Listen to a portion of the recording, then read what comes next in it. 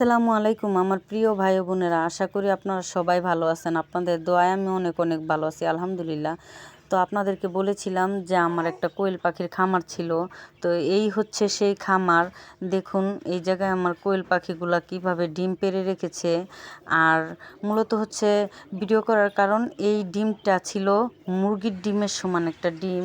তখন আমি ডিমগুলো ভিডিও করতে আসছিলাম। তো তখনই আমি আমার খামারটা ভিডিও করেছিলাম। তো ওই ডিমটা যদি আমি ভিডিও করতে না আসতাম, তখন কিন্তু আমার খামারটার ভিডিও করা হতো না। আজকে ভিডিও করেছি বলে আমার খামারের স্মৃতিটা এখনও আছে। তো আমার 800 পাখি ছিল।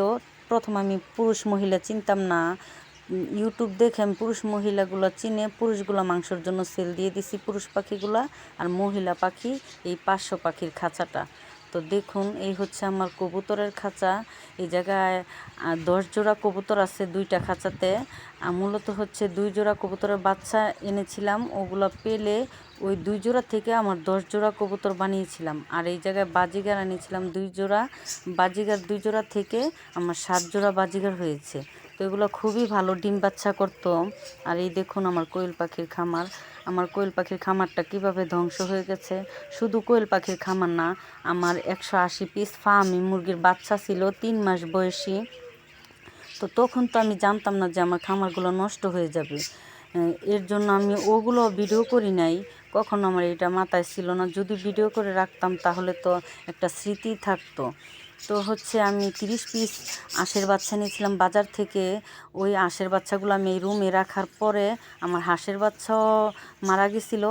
আর এগুলা কোয়েল পাখি, মুরগি, কবুতর সব মারা গেছিল। একদম আমার খামারটা ধ্বংসই হয়ে গেছিল। তো আমার ছেলে অনেক কান্নাকাটি করতেছিল পাখির জন্য। তখন 3 পিস মহিলা 1 পিস পুরুষ রেখে দিয়েছিলাম। ওই পাখির ডিমগুলো সংরক্ষণ করে ফ্রিজে রেখে দিয়েছিলাম। 100 ডিমের একটা মেশিন এনেছিলাম। ওই মেশিন দিয়ে আমি 250 কোয়েল পাখির ডিম দিয়ে বাচ্চা ফুটিয়ে ফুটিয়ে আমি এই পাখিগুলো তৈরি করেছিলাম অনেক কষ্ট করে। তো ওই মেশিনটাতে আবার 100 হাঁসের ডিম ফুটতো দিলে, আর 100 মুরগির ডিম ফুটতো, কিন্তু কোয়েল পাখির ডিম 250 করে দেওয়া যেত। তো এইভাবে আমার খামারটা তিলে তিলে আমি বড় করেছিলাম। কিন্তু 3 দিনে আমার খামারটা ধ্বংস হয়ে গেছিল। তো দেখুন আপনারা এরকম ভুল আমার মতো কেউ করবেন না। বাজার থেকে জিনিস এনে ঘরের জিনিসের সাথে রাখবেন না। তো আজ এ পর্যন্তই। ভালো থাকবেন, সুস্থ থাকবেন। আল্লাহ হাফেজ।